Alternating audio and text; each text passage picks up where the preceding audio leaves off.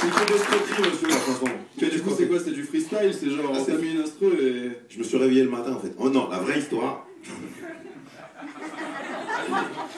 Non, la mélodie, en fait, Franck travaille énormément sur son plan de travail, sur ses découpages et tout ça, et puis il avait pas le temps de s'occuper de la musique, il me disait, tu t'occupes de la musique. Moi je lui ai ramené une instru, je disais, ouais, le R&B, ça peut aller pour... il faut voir ça plus tard, c'est pas mon truc et tout, la musique, c'est pas...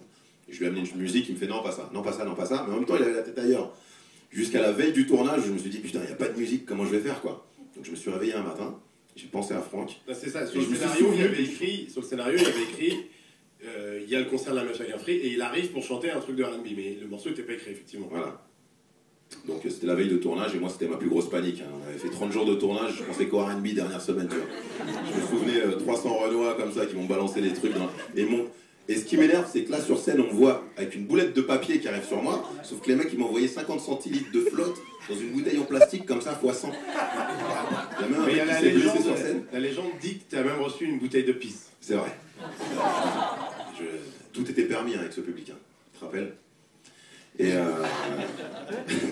Et donc un matin je me réveille, je me dis putain c'est demain, qu'est-ce que je vais faire et tout. Puis je me souviens j'avais fait une chanson pour mon pote qui avait été plaqué par sa meuf il y a quelques années. Ça n'arriverait plus maintenant. On était encore sur le bateau parce qu'on avait un événement à faire là-bas, je le voyais triste, il pensait beaucoup à son ex. Et je sais pas, il m'a inspiré sur le moment et puis et j'avais trouvé une mélodie.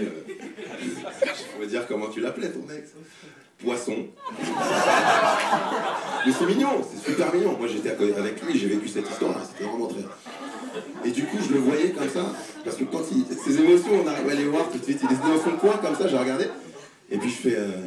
Poisson, tu m'as quitté, je suis comme un con.